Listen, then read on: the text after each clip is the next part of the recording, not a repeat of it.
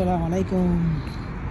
Isa sa mga gustong gusto ko dito sa lugar na to kung saan ako nakatira dito sa Riyadh is that paglabas pa sa aming apartment, ito na agad yung nakikita kong view, that beautiful Mamlaka, the Kingdom Tower.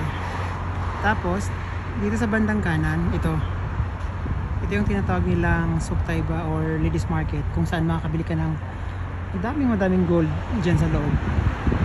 Mura lang din yung mga presyo.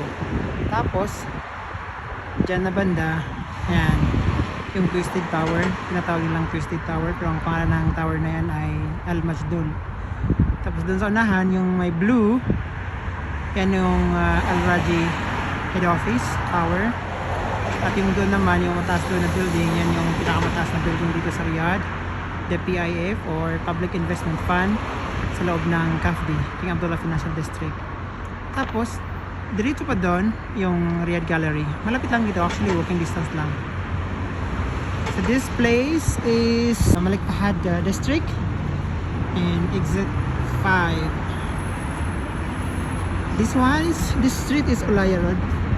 Yung doon banda ay Malik Fahad Road. Alhamdulillah, I so love this place kasi napaka-accessible na sa lahat. Malling, restaurant, coffee shop, bank, lahat na. Ito, walking. Kung gusto mo mag-exercise, doon na banda sa may corner doon, may park dyan.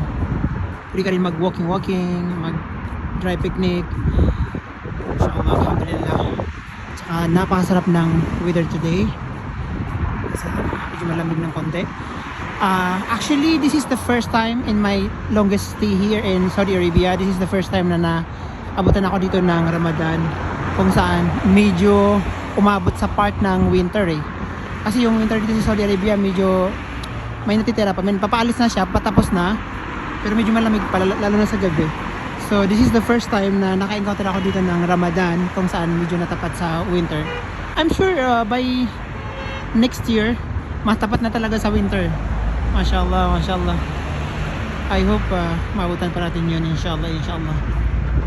So dito ako tonight for my evening routine, walking exercise.